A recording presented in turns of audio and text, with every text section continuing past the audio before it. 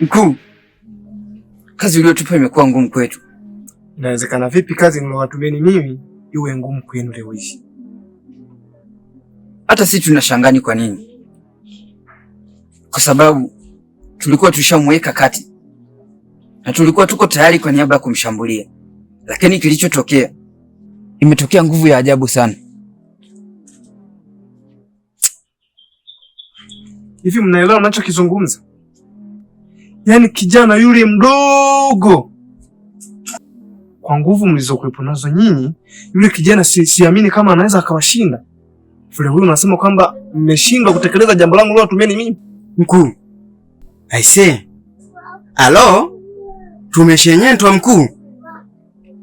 Acha kabisa. Hicho kitu kilichotukuta hapo ni cha ajabu sana. Tumepigwa baraa tujai kuona mkuu.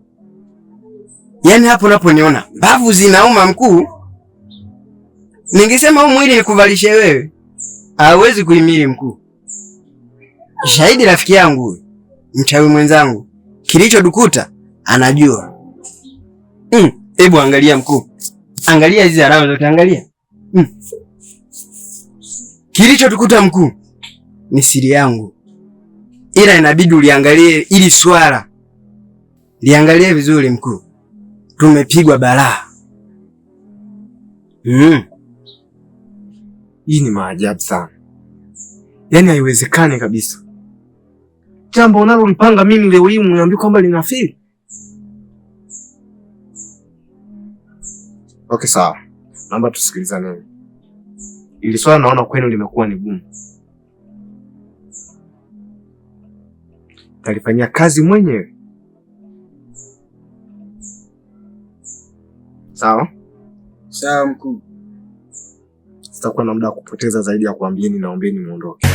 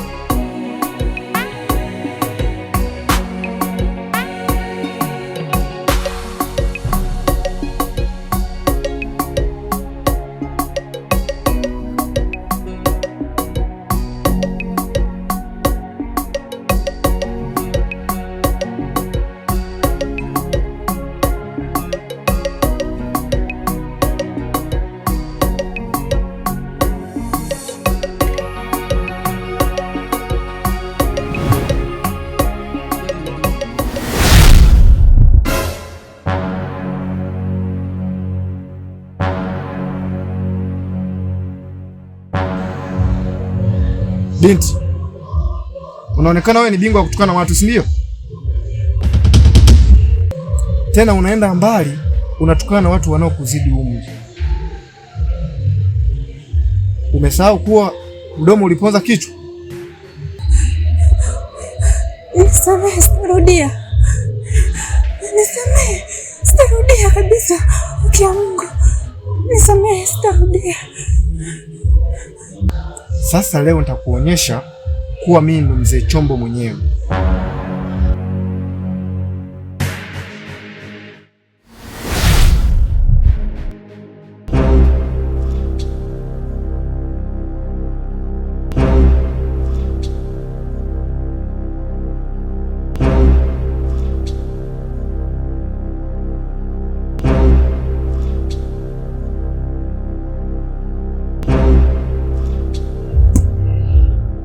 Na hiyo ndio itakuwa adhabu yako.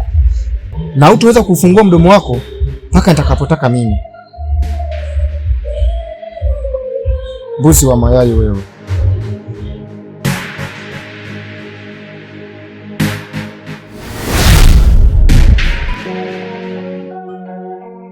Ndugu yangu Sadiki.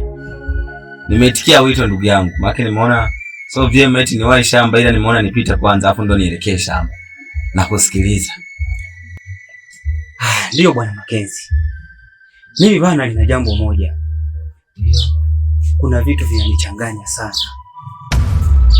Kuna siku nilikuwa natoka katika mizunguko yangu ya kila siku.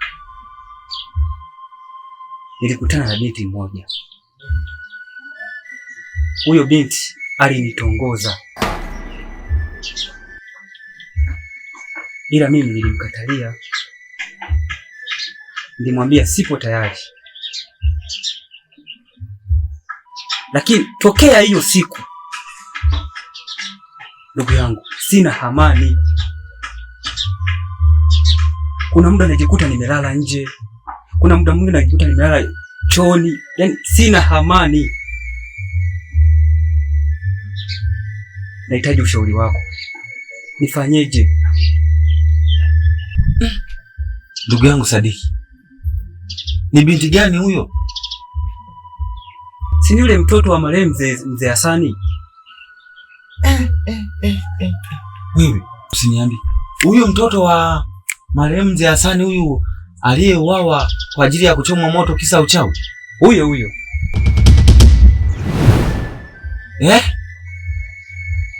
Na yule binti inavyoonekana ana mambo ya kishirikina.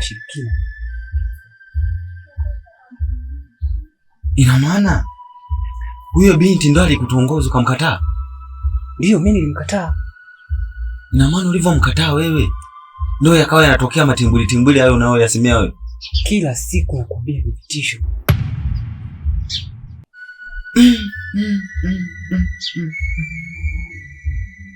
Sasa ndugu yangu Sadiki, mimi ushauri wangu, hebu nenda kwa mganga. Nenda kwa mganga ili aweze kukusaidia uweze kupata tiba na kinga, kwa sababu atakapokupatia kinga utaweza kukinga hapa nyumbani kwako, utajikinga wewe. Hebu ndugu yangu Sadiki, wewe fikiria, amekutongoza umemkataa, na yakatokea matimbuli yote hayo, inataka ujifikirie. Inaonekana chanzo kama sio yeye basi ni kwenye ukoo wao. Nenda kwa mganga bado mapema ndugu yangu, ili uweze kupata tiba. Ila kama vile umeongea pointi ya msingi sana, acha nilifanyie kazi bado mapema. Zingatia hayo ndugu yangu, mimi acha niwahi shambani.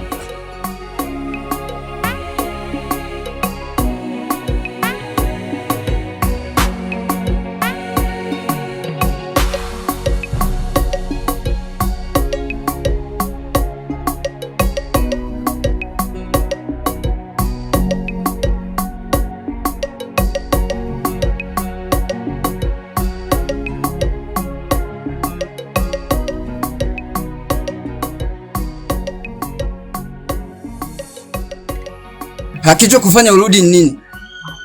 Wakati uliondoka ukinitambia kuwa mimi ni mchawi na hauwezi kuwa na mimi. Kilicho kufanya urudi ni nini?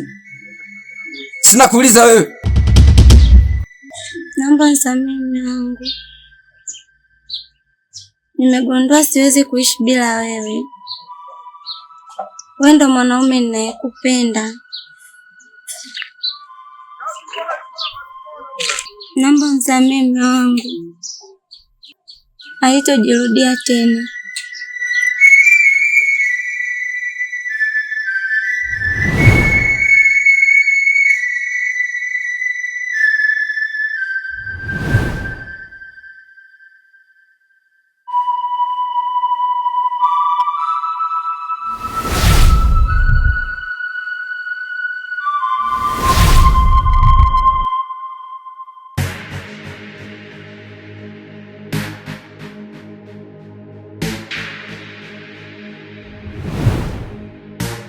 Taratibu. Una tatizo gani? Mkuu, unajua nimechanganyikiwa.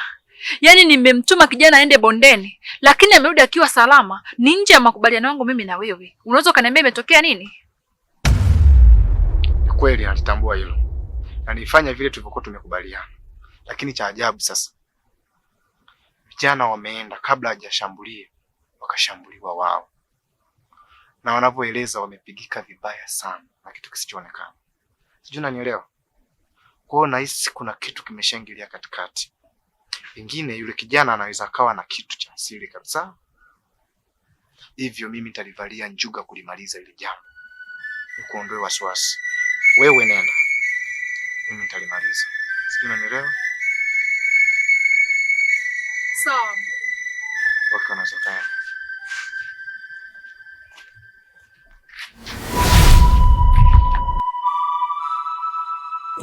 Kale ni mpenzi wangu. Abe mpenzi. Nimekuita hapa kwa lengo moja. Unakumbuka ile siku tulipokuwa chini ya yule mti pale? Ndio nakumbuka. Kiukweli mpenzi wangu, kuna vitu vinaendelea sivielewi kabisa.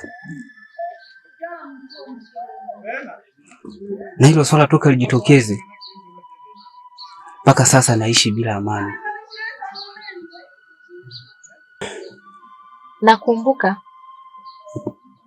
Na lile jambo lilikuwa sio la kawaida kabisa. Kwani kuna tatizo lingine lililojitokeza? Karen, tena mengi zaidi ya lile lililojitokeza. Hivi Karen, mimi nimekuwa ni mtu wa kulazwa nje. Nimekuwa ni mtu wa kulazwa juu ya miti. Sasa inanifanya niamini kwamba hayo ni mambo ya kishirikina. Kwa ushauri wangu mpenzi wangu, twende kwa mganga. Maana huo ndo msaada wetu, sio ni msaada mwingine. Sawa, mimi nimekuelewa mpenzi wangu. Basi acha niende bondeni mara moja pale. Kuna mtu nimempa kazi ya kusafisha pale shamba. Nitakaporudi nitakuita tuje tuzungumze zaidi ile swala. Basi sawa, uwe makini huko uendako.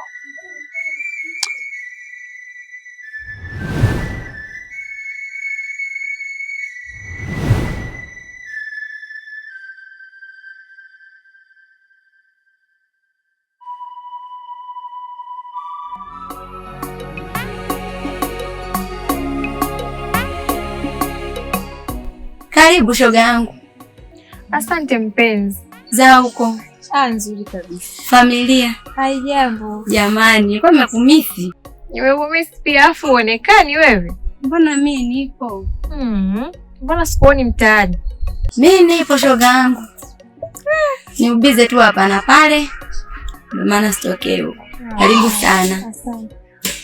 Sasa maana yani mimi nikikuona tu najua kuna stori za hapa na pale. Hapo umejuaje? Hivi unamfahamu dada anaitwa Angel? Angel, ya namjua. Huwezi amini sasa hivi Angel ni bubu.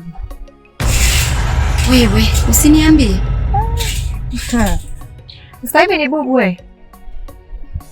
Angel si alikuwa anaongea vizuri. Sasa hivi ni bubu. Amekuwaje? Mimi na wewe tuulizane rafiki yangu. Maskini wa Mungu. Mtu mwenyewe huyu hapo. Angel.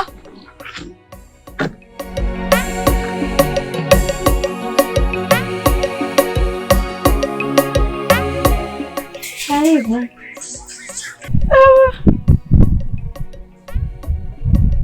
Unaelekea wapi? Basi sawa. Haya sawa. Maskini. Banali. Ndio alionayo. Ila binadamu mtu wa ovyo kabisa.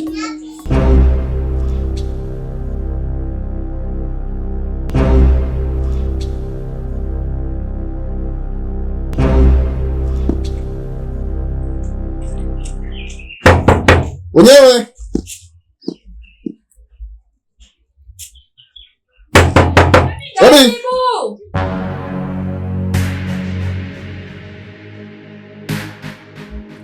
Mkuu, karibu. Asante. Ujio wako ni waheri kweli? Ni waheri. Ujio wangu kwako ni kuhusiana na lile swali nilokuahidi kuja kukusaidia. Baada ya kuona kila tunapotaka kumzuru yule binadamu, kuna kiumbe kisichofahamika kinajitokeza kuja kumsaidia. Ilinibidi nitumie uchewi wa Sakitu ili nifahamu ni mtu gani anayemsaidia. Kila nilipojaribu kuangalia, sikuona chochote, na inavyoonekana huyu mtu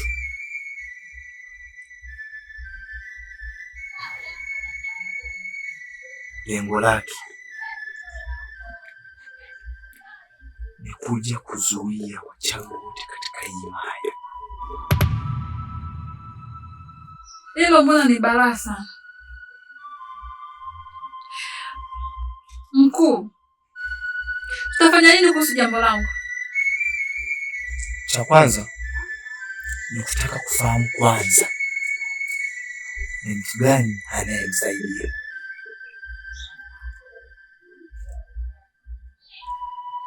Uwe na siku njema.